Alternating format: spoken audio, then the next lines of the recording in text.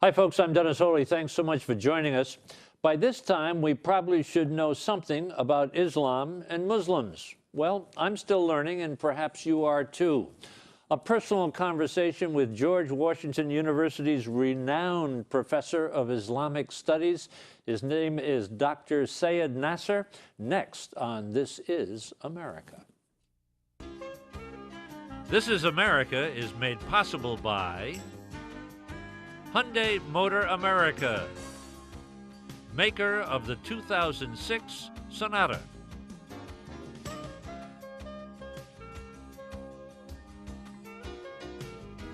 The National Education Association, the nation's largest advocate for children and public education. Korean Air, the Korea Tourism Organization. The city of Paducah, Kentucky, located in McCracken County, home of the Paducah Artist Relocation Program, and Paducah Bank. And the American Life TV Network. Dr. Nasr, so good to be with you once again, see you once again. This book that you've written, The Heart of Islam, Enduring Values for Humanity, it's turned out to be rather a classic, isn't it, huh? Well, thank you very much. First of all, I'm glad to be able to be here again. And the book has found a place for itself, general public readings of Islam, and both in universities and places outside of universities had quite a bit of reception, yes. What is at the heart of Islam? The oneness of God and means of access to God as the one. God is the one. God is the one. Do you have, when you talk about God as the one, and in Islam it's Allah, isn't it? Allah, yes. That's just the Arabic name for God. Is there a picture, is there an image, is there a concept in your mind as to what Allah is? It's a very good question, because the one, the absolute, cannot be presented in images. And in fact, one cannot have an image. But that not being able to have an image itself directs one towards one's conception of the divinity. That is, what is in one's mind is a reality that transcends all limitation, all definition, all otherness, all relativity, and who at the same time governs the world, loves his creation, and to whom one returns. But there are no images in the visual sense of the divinity in Islam. So when you're praying, you don't have a picture in your mind? No, but you have the feeling of a presence, the presence before the divine. It's very similar to Judaism. Judaism and Islam share in the emphasis upon God as the one. Say your Lord is one. And in Islam also, when we pray, we have a feeling that we're standing before the divine reality, but there's no image in the mind because image involves a contour, a form, and God is beyond forms, He's formless. If you said to, how about beyond gender as well, of course? Yes, He is beyond gender, although we usually use the pronoun he. Yeah. But in certain poetry and so forth, God has even been referred to as she. That's not totally alien to the Islamic worldview, but so He's beyond gender. Somebody came to you and said, you believe in Islam. Does it, the word itself have a translation? As what does Islam mean? It has two meanings, peace and surrender. It does. Both of these words are in the root word from which Islam comes in Arabic, and it means that you surrender yourself to God and you receive peace as its consequence. And how about the word Muslim? Is that a word that can translate? Does that have a meaning, or is it just... No, that's just a construction on the word Islam in Arabic, meaning a person who practices Islam. Okay. That is, he who practices Islam is called a Muslim. So you surrender and you get peace. That's right. So it's acceptance, right? It's acceptance of the way things are? God has given us, not that one should surrender to evil and be totally passive.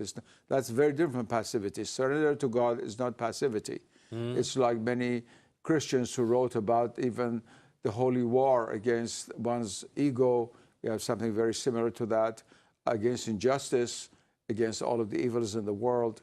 But it means even in that battle against evil to surrender oneself to what God has willed, and not just human ego or human will and all the deviations which exist in the human soul in this fallen state. Does God believe that we are imperfect, terribly imperfect? Yes, he does. He knows that we're imperfect. He does, he does. Yes. And he's still with us, isn't he? Huh? Absolutely. Islam is very realist in that sense. That is, all the laws of Islam are revealed with awareness of the limitations of the human state. Now, a couple of questions. If you said to someone, this is what I believe, what would you say? I believe what? Just a couple of thoughts that you believe. First of all, I believe that there is such a thing as absolute reality and truth, whom we call God, Okay. who is and is the source of all that exists. Secondly, that this divine reality has compassion and mercy and love, and that's why he's created the world. According to Islamic view, God created the world because he loved to be known, and love permeates the world, and all chapters of the Quran, except one, which is connected to the previous chapter, begin with the formula, in the name of God, the most compassionate, the most merciful. So you believe in creation, huh? We believe that creation, yes, I believe that the world is created and was created by God. It's not eternal, and it has a cause. The Prophet Muhammad, and it's spelled, is it spelled with a U, M-U? That's the most correct, but it can also be spelled with an M-O. That's the Persian Urdu pronunciation. Okay. The Arabic is Muhammad, and so it's M-U. So what year are we talking about? What's the history of Islam? 7th century. The Prophet was born probably in 570 AD. Okay. In the city of Mecca, which is still in Saudi Arabia, the center of Islam, and into a noble family. His father died early. His mother brought him up, but she also died early, so he was brought up as an orphan by his uncle, who was a very powerful man in the most powerful tribe in Arabia. But from the beginning, he had a great love for God. Even then, he was not a polytheist, like most of the Arabs were, worshiping various idols. He used to go off into the desert to be by himself. Was he influenced? Did he have like a divine revelation from God? I was just coming to that, absolutely. At the age of 40, we believe that while he was contemplating in a cave on a hill outside of Mecca, that the Archangel Gabriel appeared to him and brought him the revelation. The revelation of Islam is the Quran. The Quran is, in a sense, more important than the Prophet, because the Prophet is a channel through which the Word of God has reached humanity. So Muhammad is not God, or not... Absolutely but not. Divine? No, not divine. No, but he is the most perfect of human beings. Divinity belongs to the divine alone. To God alone, yes.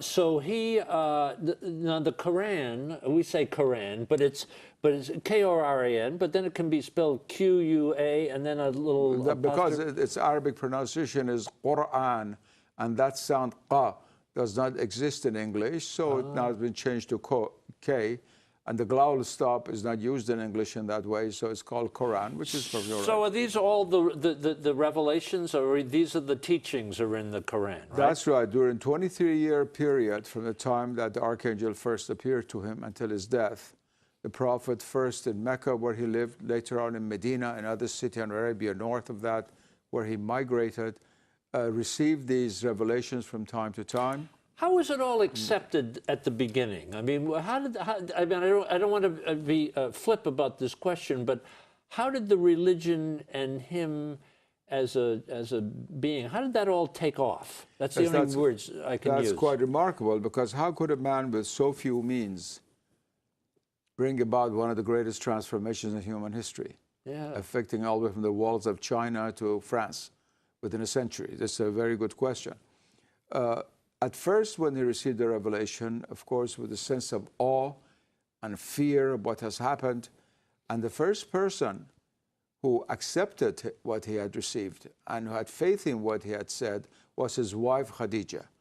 So the first Muslim after the Prophet was a woman, and she plays a very, very important role in the history of Islam, followed by Abu Bakr and Ali. Abu Bakr was a grown man. Ali was a young boy of 12. He was the first male, but he was not an adult to accept the call of the Prophet. And these three people, along with the Prophet, were the first Muslims. And very soon, a small group of people assembled around them. And during the first 10, 11 years of his mission as a prophet, when he lived in Mecca, the number began to grow because he was known already even before becoming a prophet for his honesty. He was called Al-Amin, the trusted one, and he had aura, of course, authority about him. What message was he spreading at that time that it started to catch on? Most important message is that there is only one God who should be worshipped, not Now, what these were those idols. people believing at that time? Each tribe has its own idols. It was a kind of idol worship, not dissimilar to the Semitic religions of Mesopotamia at the time of their decadence, when they began to have idols of various kinds and statues and so forth. So they were kind of ripe for somebody to come in with a positive message, huh? Definitely, definitely. So how many people do we have following? How many people are Muslims today? 1,250,000,000 up to 300 million people. Okay, now this is something that's confusing to some people. I think that a lot of people would think that they're all Arab. They're not, are they? Absolutely not. The first contact that the West had with the Islamic world was through the Arabic part of the Islamic world. Okay, so there is so what are those countries that make up the Arabic part of the Islamic world starts with Mauritania, and then Morocco, Algeria, Tunisia, and south of them, Chad and Mali, and of course half of Nigeria and other small black African countries. Then coming north, Egypt, and then Saudi Arabia, Yemen, the Emirates, north of that, Syria and half of Lebanon, and then Iraq and Kuwait are the easternmost, and Sudan is the southernmost state in the eastern part of the Arab world. But now, what do I have in my mind about Indonesia? They have that's huge. only the Arab world. That's the Arab world, not the Islamic world. That's where the Islamic world is like huge in Indonesia, isn't it? Not only in Indonesia, of the 1,300,000,000 Muslims, only about 1/5 are Arabs. 4/5 are not Arabs. Oh, okay. Even before we get to Indonesia, the highest population of Muslims in the world is in the Indian subcontinent. Oh, okay, okay. There are easily over 400 to 450 million people. Now, Muslims. let me ask you this. Is it just a religion, or is it a culture as well? It is both. The first two people to embrace Islam were first the Arabs and the Persians. Okay.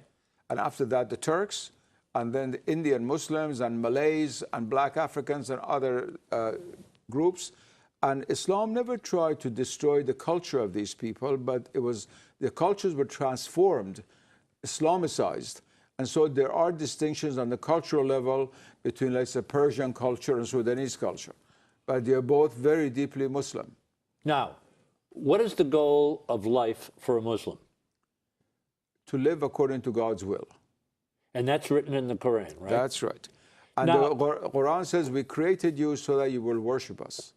That is, God created men and women so they would worship God. That is God's will. And worship. So what does it mean to be a good Muslim?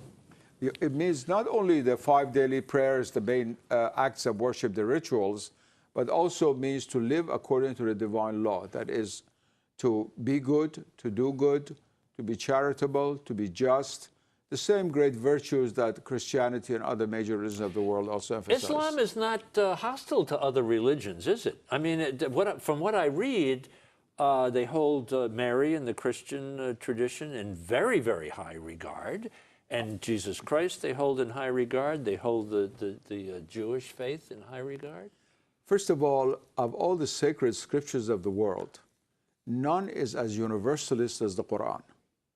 The Quran continuously refers to the prophets, the books in the plural, and says explicitly that we have sent, that God has sent a prophet to every people, and a divine message to every people. And even the Quran says explicitly, we could have created you one people, but we created different people, each with his own religion or her own religion, so you could vie with each other in goodness. Historically, Islam has a pretty good record. Of course, it's not perfect. No religion's record is perfect. But in comparison, let's say, to what happened in the West, where you had pogroms against the Jews during the time of Hitler, and in 1492, and most recently in Bosnia, and here and there, and also against the Muslims, Christians and Jews lived as minorities in the Islamic world for a long, long time, And Christians still do. Most of the Jews Yeah. migrated to Israel after 1948, but some of them are still there. But on the other hand, in the last number of years, first of all, last 5, 10, 15 years, the interest in Islam just took off.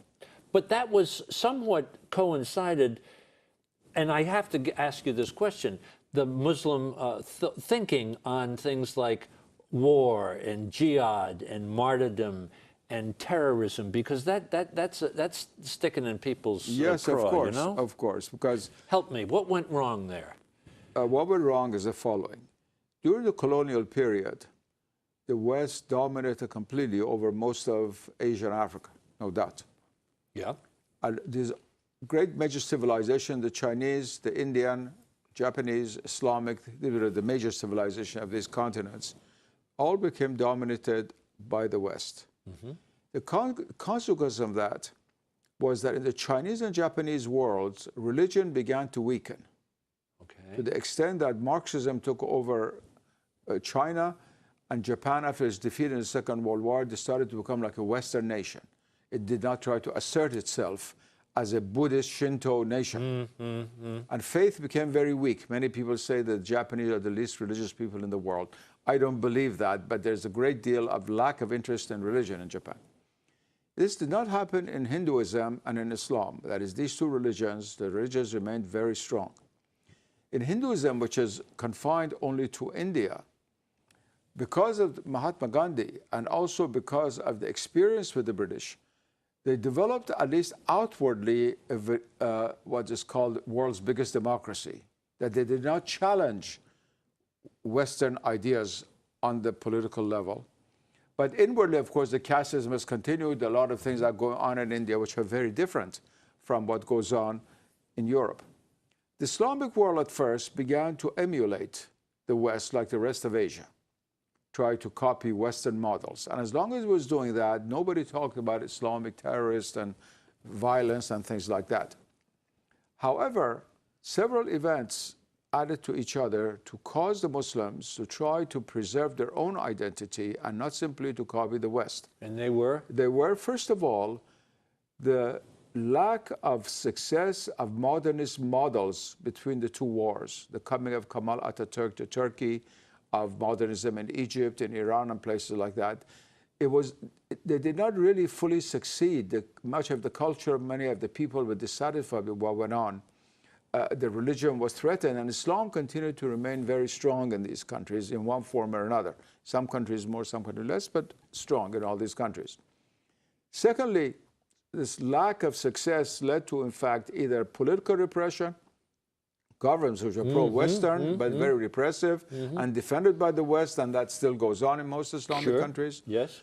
And very little economic benefit in comparison with what they were expecting. So you got the haves and the have-nots. And they increased. Mostly with the have-nots. The haves and the have-nots, the difference increased with coming of modernization in the Islamic world. It did not decrease, because these were based on models which did not accord with the culture of the people to a large extent.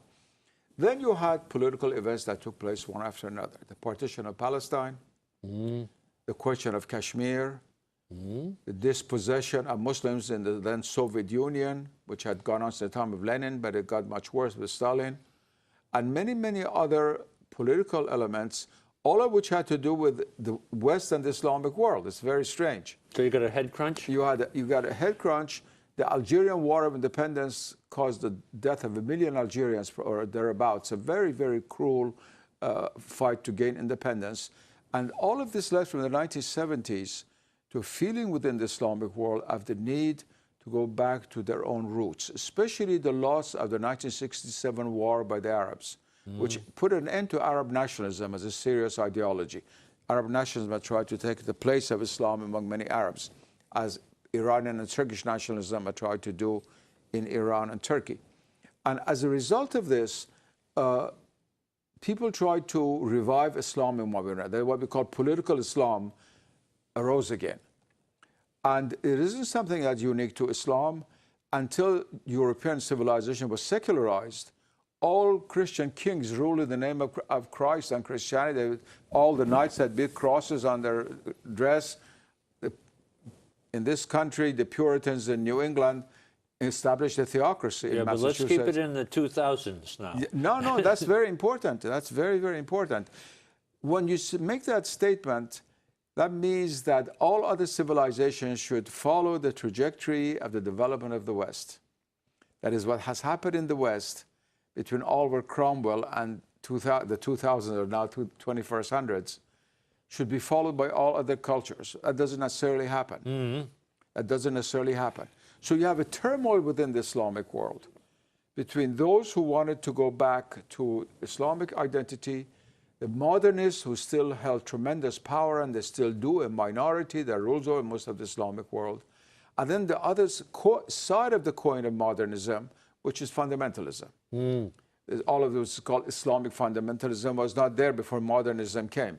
Fundamentalism is the It's other a side of reaction the, too. It's a reaction. Like in Christianity, these Christian fundamentalists, these extremists, they didn't exist in 1700. So we got some people, the fundamentalists, and are those the people who are? And they're the ones, not all of them, but one wing of it decided that peaceful means speaking is no use.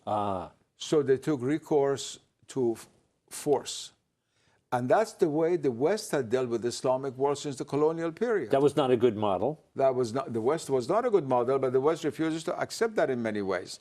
That is when American or British forces or French forces or Dutch forces... So they copied a bad model. They copied a model which... But still exists today, right? It still exists today. Now, Yes, does of course. does that create in our own country, because of a lack of understanding, prejudice and stereotyping and discrimination, and how that plays out nowadays? Absolutely, doesn't it? because there Big are certain time. people for whom this politically expedient and important to do that. First of all, the vast majority of Muslims are against terrorism and extremism. Terrorism against Islamic law, that is to kill innocent people, is against Islamic law. The Quran says explicitly, to kill one innocent person is like killing the whole of humanity. But don't they say something like, you know, like it's for a better good or something like that? But the vast majority of Muslims do not accept that. So how do we get over that hurdle? I mean, that people can see that more clearly. That's programs like yours. That is essentially, first of all, you have to learn Islam in America from people who, if they were to speak about Islam in the bazaar of Cairo, they would not throw rocks at them.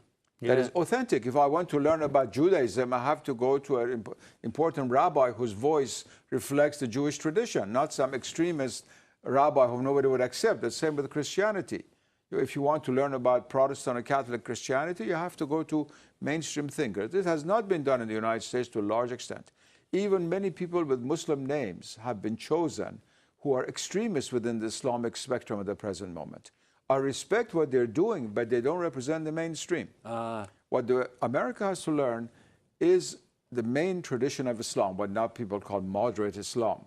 That is the main historical tradition, which still is followed by 95% of Muslims. So as we're coming down to the last couple of minutes here, what is your because first of all, would you come back on another occasion and continue our education? I think this mutual understanding is so important that if God gives me the energy and time, I'll be glad to come back. Thank you. What is your biggest frustration and your biggest hope?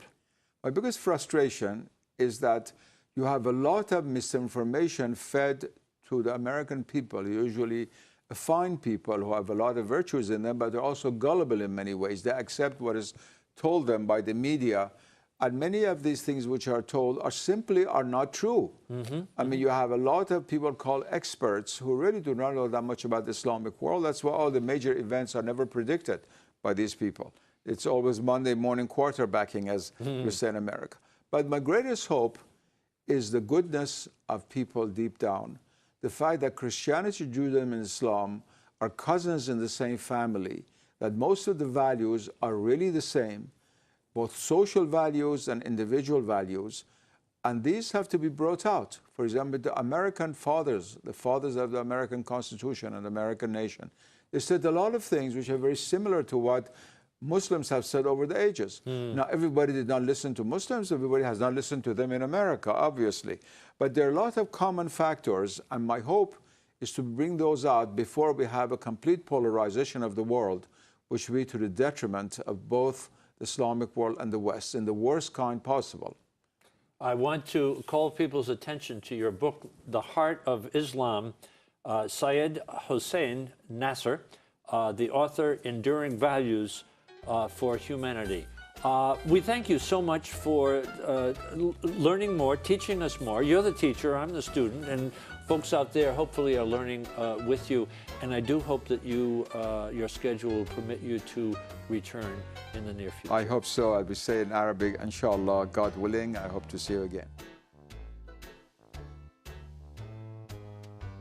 Dennis Holy is the author of The Miracle of Change, available at local bookstores. To get in touch with us or to watch recent programs online, visit thisisamerica.net. This is America is made possible by Hyundai Motor America, maker of the 2006 Sonata.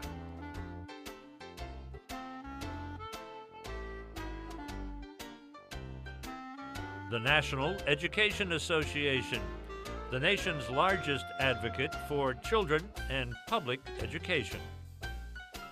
Korean Air, the Korea Tourism Organization. The city of Paducah, Kentucky, located in McCracken County, home of the Paducah Artist Relocation Program, and Paducah Bank. And the American Life TV Network.